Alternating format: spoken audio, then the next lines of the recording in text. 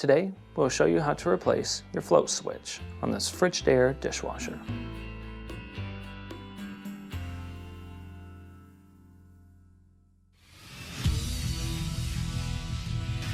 Be sure to visit ApplianceVideo.com, where you will find thousands of repair videos on the latest technology.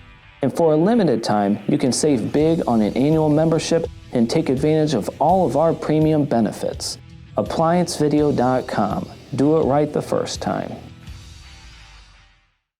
Some symptoms of a bad float switch would be if the drain pump never turns off or if the unit overflows with water. Now, if you need to, make sure to uninstall your dishwasher and let's begin the repair. Stop. Before beginning any repair, always be sure to disconnect the power to the appliance. It is also recommended to test the outlet for the proper voltage. Remember to also turn off the water.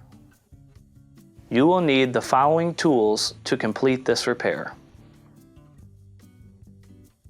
For visual purposes, we have went ahead and uninstalled the dishwasher and the kick plate has been removed, and now we have clear access to the float switch. Now, obviously you do not have to uninstall the unit to get to the float switch, but if you do not uninstall it, you may not be aware there's actually a hidden screw directly in the center that takes this switch off. You can't see it going from the front, you can only see it directly from underneath. It is one Phillips, it goes in through your cap here, so you can do a good visual inspection first if you're having problems with your float switch to see if anything's sticking. And then if you want to take it off, there's one Phillips screw in the inside, like I said. Remove it. Do not remove it with a drill, as there's only one place to anchor it and it is made with plastic. Then you can pull this off. We have your actual tube here, and then your switch here. You can do a good visual inspection. As I said, make sure that nothing is damaged on it.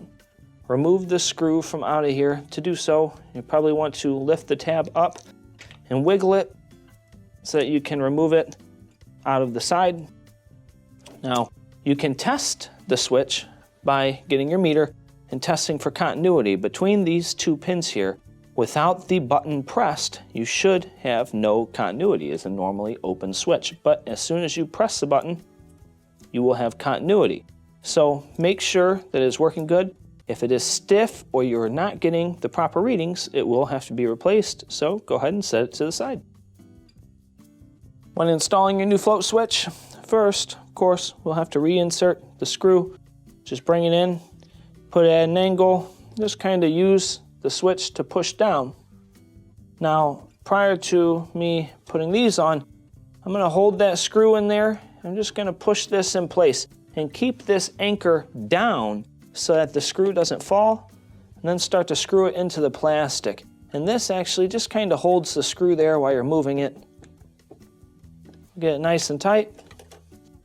Reinstall the Molex.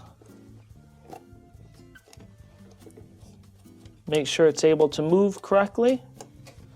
Now you can reinstall the dishwasher, and this will complete your repair. Thank you for watching another quality video from ApplianceVideo.com. If you found this video helpful, make sure you click the like and subscribe to our channel.